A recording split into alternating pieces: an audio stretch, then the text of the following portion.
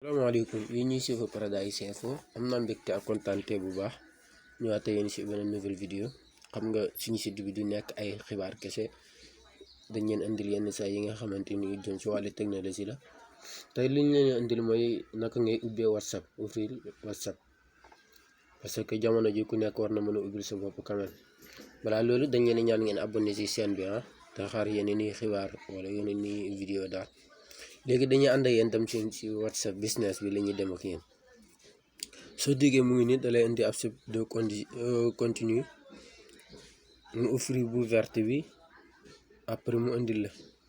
fii bu dee dafa am sa danga mos a yor numéro téléphone numéro WhatsApp xam nga WhatsApp business bi laa ko ubbee nii léegi sama numéro téléphone bi nekk ci WhatsApp beneen damay laaj ndax danga koy utiliser wala déet moo déedéet damay utiliser autre numéro beneen numéro da ngay ñëw fii ci suuf bi ci suuf nii nga cliquer ko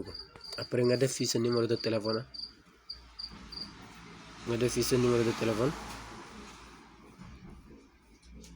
ensuite nga def suivant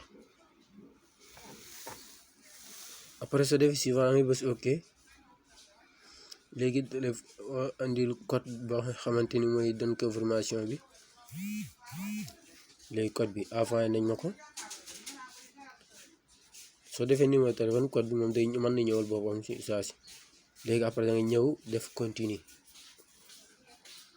ensuite nga def autoriser ensuite nga def sa nom sa numéro de sa tur ak sa sant ensuite nga ñëw ci suivant catégorie mais waa yooyu da lay lay catégorie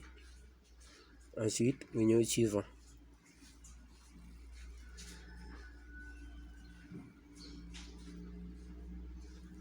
ensuite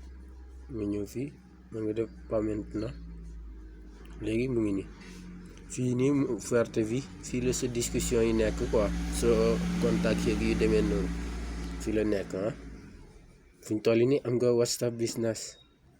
am nga compte WhatsApp nii kese la léegi dañ leen di ñaan ngeen abonné ci seen bi bës ko la notification bi taxaar ci ñu yeneen i vidéo jërë ngeen jëf fii lay amee ci Paradise Info merci ba benn yoon incha allahu rabbi